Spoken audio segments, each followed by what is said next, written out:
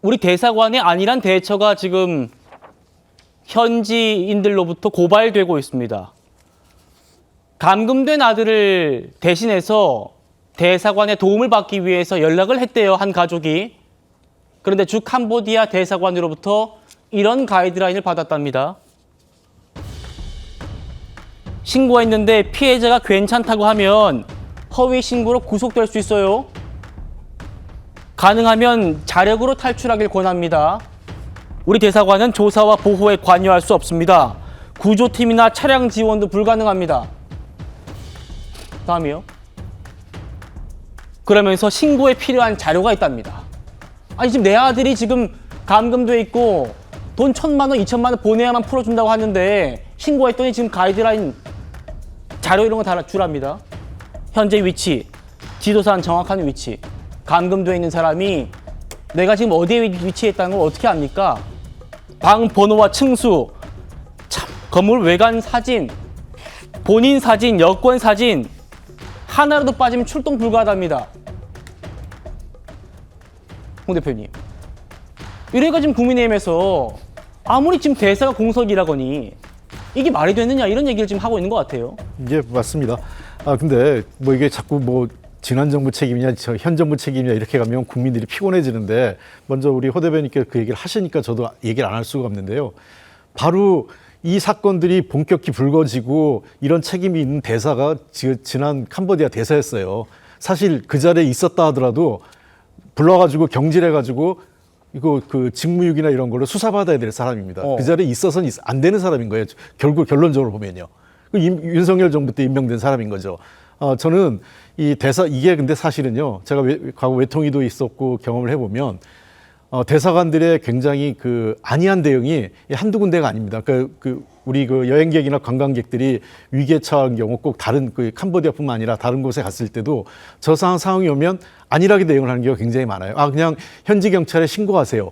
현지 경찰에 신고해가지고 될 수 있는 일이라면 대사관에 요청을 하지 않죠. 왜냐하면 대개 그렇게 요청하는 사람들이 언어상의 장애, 그리고 현지 경찰에 대한 전혀 정보가 부재한 상태, 그리고 매우 위급해서 뭔가 그런 현지 경찰의 그 도움을 받기 어려운 상황 등등 때문에 영사관이나 대사관의 요청을 도움을 청하는데 네.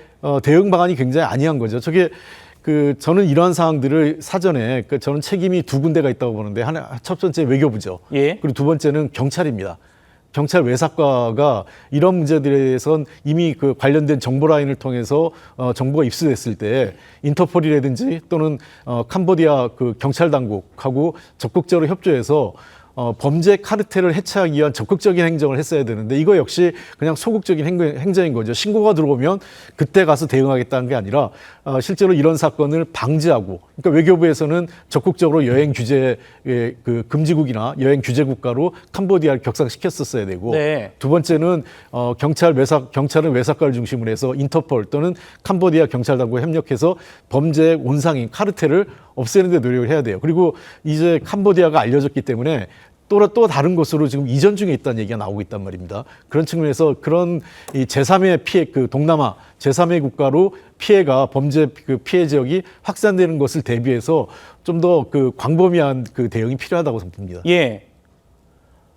우리 아들이 지금 감금돼 있답니다. 대사관에서 좀 나서주세요라고 신고를 하면 이런 자료들 5개 자료를 다 첨부해야지만 출동할 수 있고 하나라도 빠지면 출동 못한대요. 여러분 어떻게 생각하십니까?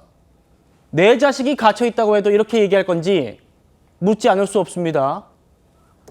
현재 위치, 정확한 지도상 위치, 방번호 층수 이거 필요하다니까. 지금 캄보디아에 나가 있는 저희 취재진이 알려드리겠습니다.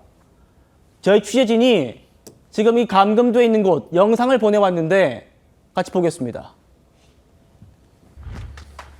캄보디아 프놈펜에 지금 보이시는 저 높은 건물이 한국인들이 많이 감금돼 있다 라는 현지인들의 증언이 나오는 곳이라고 합니다.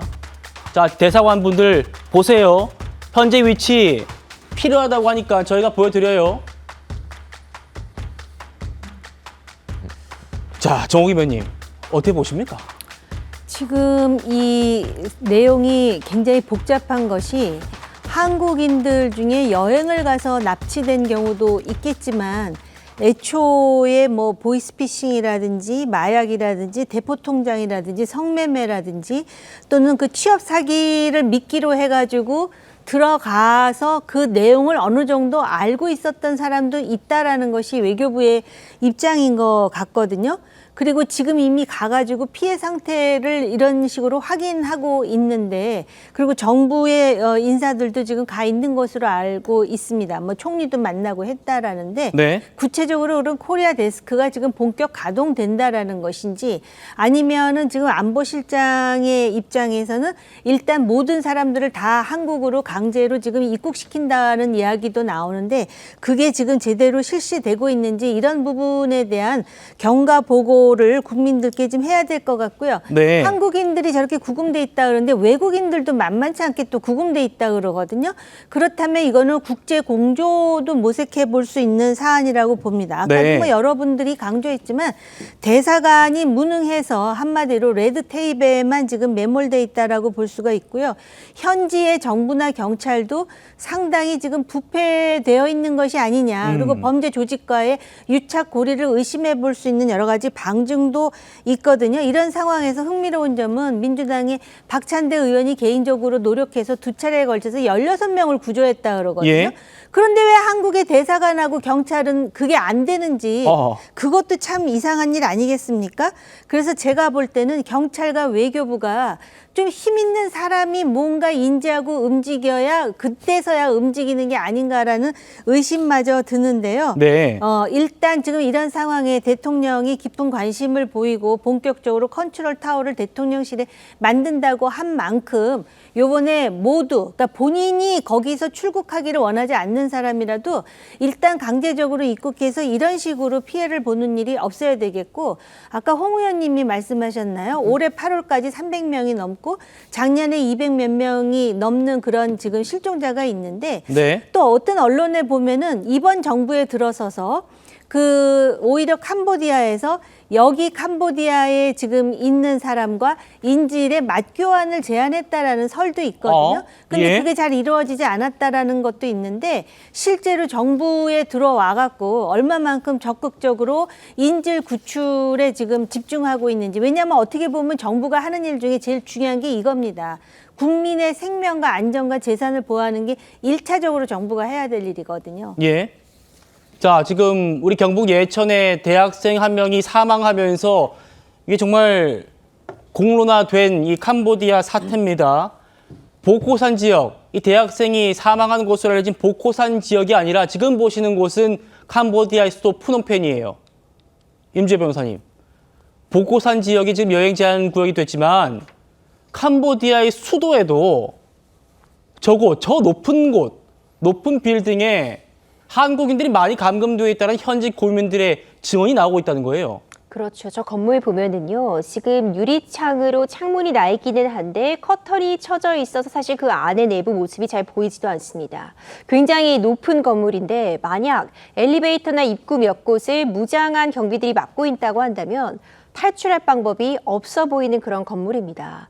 근데 어디에 있을 것으로 지금 추정도 되고 있는 상황이고, 지금 교민들도 저 안에 한국인들이 많이 감금이 되어 있다고 한다면 네. 지금 시점에선 보다 적극적으로 이 건물 안에 들어가서 진짜 한국인들이 있는지 확인을 한다거나 나아가서 좀 더 구체적인 그런 대책들이 나와야 되는 시점이 아닌가 굉장히 우려스럽습니다. 예.